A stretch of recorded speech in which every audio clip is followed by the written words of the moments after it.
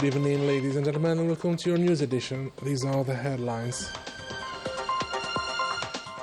In this edition, we will look back at the approval of the Council of the Ministers of the upgrade of 11 provinces delegate in the highlands and the south of the country to provinces, a decision that reflects the will of the government to meet the requirements of local development and bring the administration closer to the citizen. We'll take you to Bouira province, where a center of excellence trains more than 125 interns daily in the textile industry.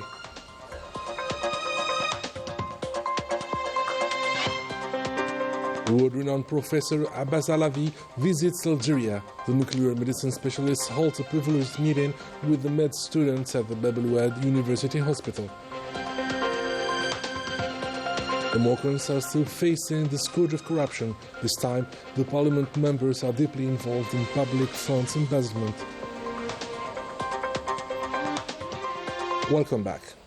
After the Council of Ministers meeting held on Sunday under the chairmanship of the President of the Republic, Abdelmajid Tebboune, 11 districts from the highlands and the south of the country were upgraded to provinces, a decision that showcases the will of the government to answer the people's needs in these areas, guaranteeing high-quality public services and better living conditions. Manel Boubagara.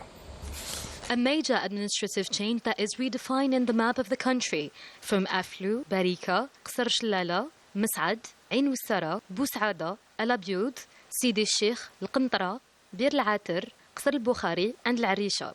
These districts in the highlands and south areas are now becoming fully fleshed provinces, a decision that marks a turning point for the inhabitants of these regions who have long been waiting for better access to public services. We are extremely relieved as we have been waiting for this day for a very long time. I congratulate all of the inhabitants of the province of Barika for this decision, and I hope that our region will be ranked among the largest provinces. I congratulate the inhabitants of Barika for this decision that has been long awaited for. This initiative is a part of the process for strengthening balance in development and bringing the administration closer to the citizens in order to guarantee high-quality public services and a better quality of life. We thank the President of the Republic for promoting the Aflou region to the status of a province. Aflou has been established as a fully fledged province, bringing significant opportunities for investment and employment. The region is now better equipped to attract projects and support investors.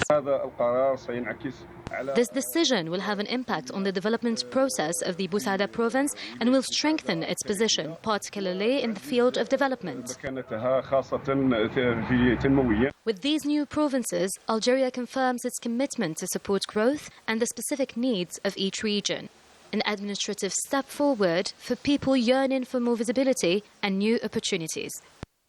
The Minister of State for Foreign Affairs, African Community Abroad and African Affairs, Ahmed Attaf, received a phone call from the Minister of Foreign Affairs of Turkmenistan, Rashid Meredov. It was an occasion to review the bilateral relations and discuss the ways to reinforce them in all the sectors of cooperation, as well as exchanging points of view regarding mutual interest issues.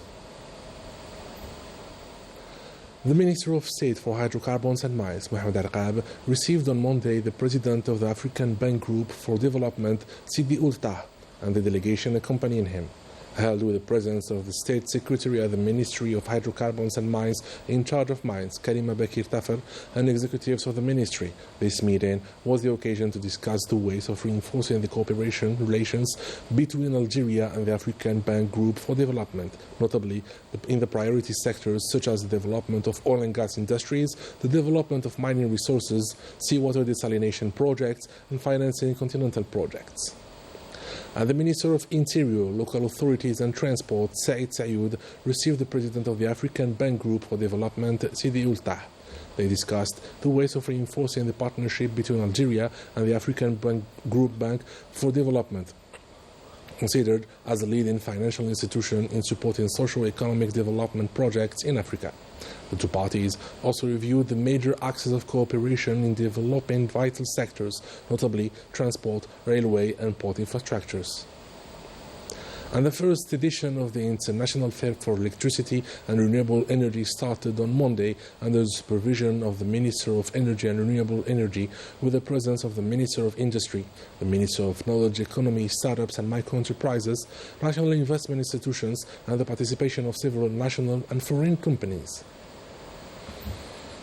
The Sonatrach Group and the Chinese company Sinopec Guangzhou Engineering signed on Monday an agreement for the construction of a heavy naphtha hydrotreating unit at the Algérie refinery. The unit will increase the gasoline production capacity from 550,000 tons to 1.2 million tons yearly. The signing ceremony was held with the presence of the State Minister for Hydrocarbons and Mines, Mohamed Arqab, the CEO of Sonatrach Group, Nordin Daoudi, and the Deputy CEO of Sinopec Guangzhou Engineering, and several executives of the company. The Chinese company will build this unit following the international standards.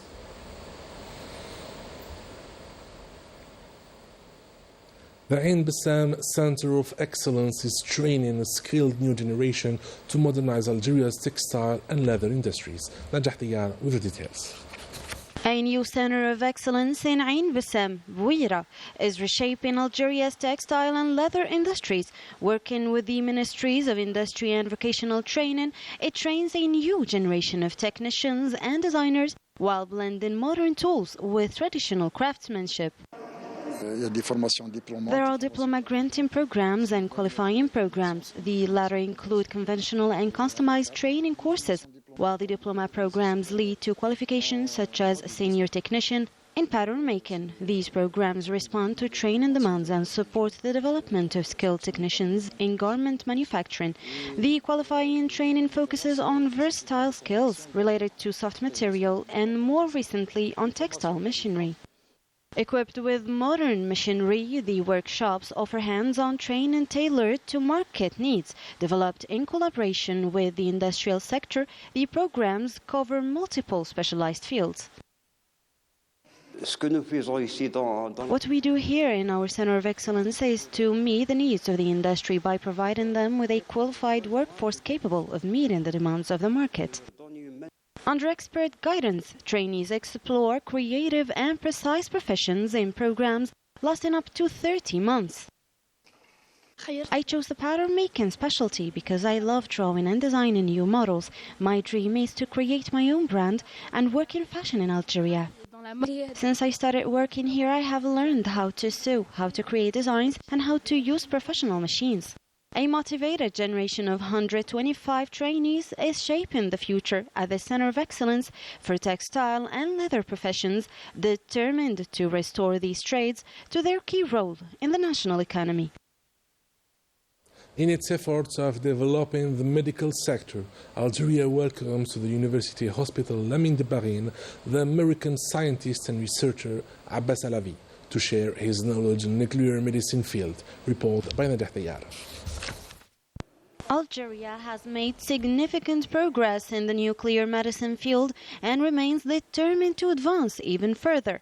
In a bid to expand training, technology exchange and medical capabilities in this increasingly strategic sector, a new cooperation initiative has emerged that started this Monday by the visit of the American physician Abbas Alavi to the University Hospital Lamine de Barine, where he offered the specialty students, both Algerians and foreigners, invaluable insights drawn from his long years of expertise and greatly enriching their knowledge. The impact of this technology is more than any other technology that we have seen come to medicine. This technology is the only one that shows you how brain is working in various parts of the brain. And then there are many other areas, infection, inflammation, you name it. We have got tools that we and others have developed that makes the diagnosis better, makes the efficacy of treatment more clear-cut. As many areas of medicine, Algeria has improved remarkably in the nuclear medicine, and with Algeria's steady progress, given that the hospital was crowned as Center of Excellence by the International Atomic Energy Agency, the groundwork is set for a genuinely complementary exchange. There has been international recognition of Algeria's expertise in this field, and now we have the capacity to bring together the world's leading experts in Algeria, whether in terms of material, human or technical resources, thanks to the efforts of the authorities who continue this legacy. And with all these financial, human and material capacities, I believe there is a great hope for the development of this specialty. In Algeria, we have a lot of pathologies, essentially infectious pathologies, that are very rare in America, and the treatment is kind of easy, so it's good. And we can use molecular imaging in it, so PET-CT and all what he was talking about earlier. So we can use it to develop the field and have better treatments. When it comes to quality in Algeria, there is nothing to complain about. The technical facilities are excellent. It should be noted that Algeria has all the key components of nuclear medicine, including scintigraphy imaging and PET imaging, which are available in this building, representing a strategic opportunity to advance the medical innovation nationwide. Algeria renews its commitment to strengthening the scientific and medical capacities, including the nuclear medicine field. And this initiative stands as a further proof of the country's growing ambition. A historical testimony from the president of the Association of Former MALG members, Dahoult Qabliya. In an interview granted to Al-24 channel, he evoked the support of Germany to the Algerian Revolution. We'll listen. We've obtained our German equipment, our first machine guns, the famous German MG42, pistols and other equipment. We also received some transmissions thanks to some rather sophisticated interventions in order to get the latest generation of transmission equipment. Consultant Al Newer started to be somewhat convinced of the need to show a little more goodwill towards the struggle of the Algerian people and its structures, the National Liberation Front and the Liberation Army, granting a number of privileges to Algerian citizens and resistance fighters located in Germany. The Algerian resistance newspaper was also printed in Germany under a German title.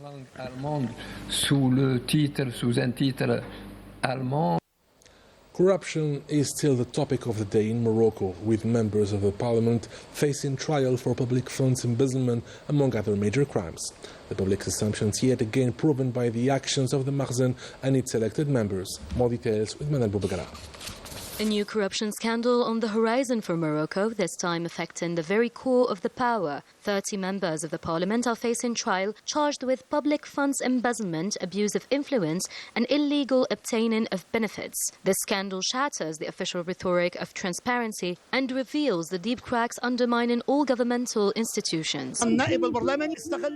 As deputy mayor, a member of parliament exploited his position for personal gain, manipulating programs to his advantage and setting up illegal businesses to create wealth for himself. What should have been an assembly representing citizens and defending their interests has, over the years, turned into a slush fund feeding the interests of the Makhzen. Corrupted by money and networks of influence, this system symbolizes a disturbing reality. Instead of serving the people, the law becomes a tool at the service of the corrupt, leaving citizens facing a state that betrays its own mission. The Marrakesh Al-Hadira Al-Mutajaddida program was used by elected officials to create companies with public wealth.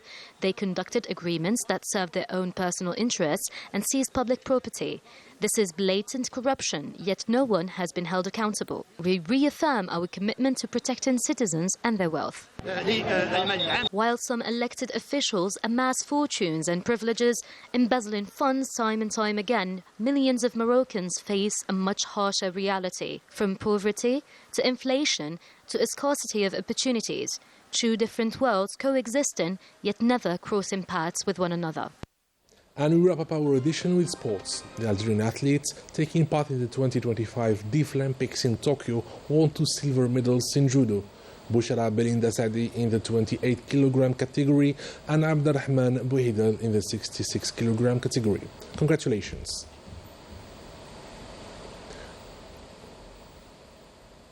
And with this, we come to the end of our edition. Ladies and gentlemen, thank you for being with us. Have a good night.